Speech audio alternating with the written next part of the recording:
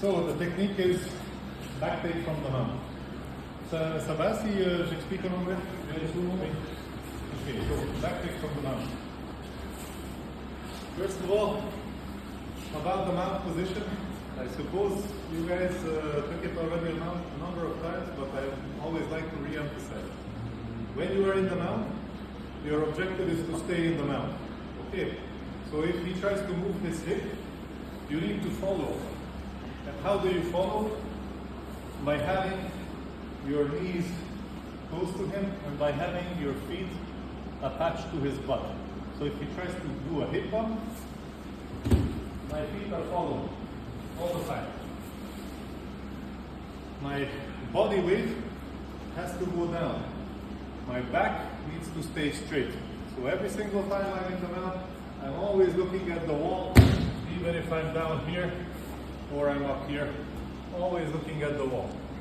That means that my back will stay straight and I can apply pressure downwards with my hip. Very often we get into this position and our partner is defending the choke. He doesn't want us to come here to enter our thumb or the palm in the collar. So he's defending. But by doing this, he's allowing us to isolate an arm. For the purpose of the exercise, we're just going to do 2 on 1. Okay, I get the arm out.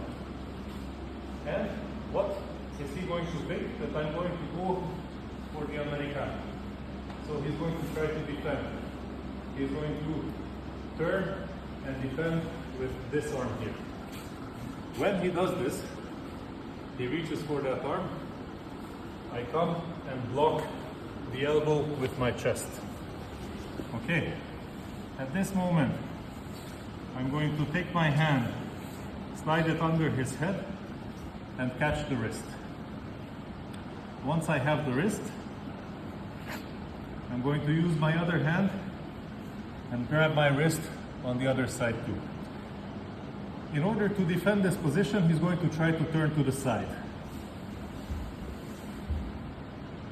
I'm going to allow him to do this by lifting up my hip, and I enter my foot if I was in full mount position. I can start the same technique from quarter guard, I will show you how, but this will help me in just a moment. Now I'm still applying pressure on his shoulder, and in order to take the back, I will make some space, like this. My knees are very close to his body. I will take my left knee and make space for myself. As soon as I have this space, I'm going to simply turn together with him and insert my second hook. As you can see, I already have the seat belt and I'm able to continue the movement by securing one hand and continuing the choke. Okay, one more time. So I'm in the mount. I secure one arm. He comes to defend. I apply pressure on his shoulder. I slide my hand, grab his wrist. Make a figure 4 on the other side. Enter my foot. Make space. And roll into the backtake. Securing his arm. And applying the choke. So, as I said, it is very frequent that my partner will try and escape by grabbing my foot and ending up in the quarter guard. Go ahead. Very good. He's already moved himself into the position for me. From here, I just apply pressure, take the arm, take the back.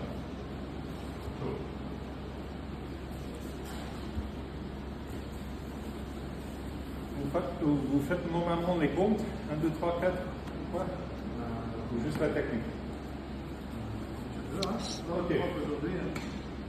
So,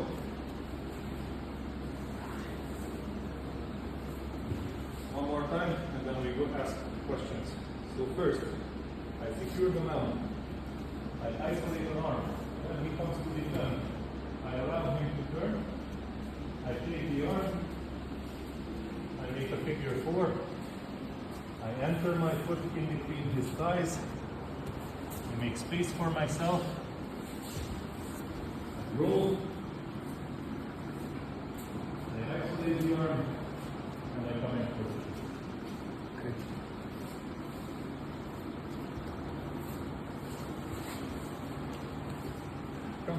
Come please so that Sally can also see.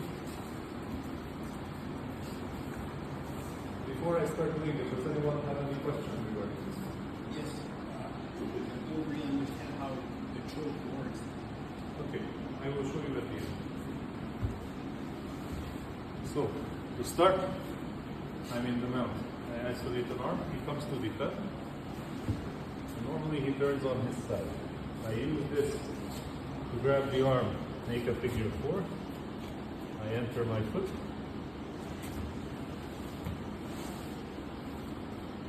I enter my foot, I make space, I turn, dragging him along.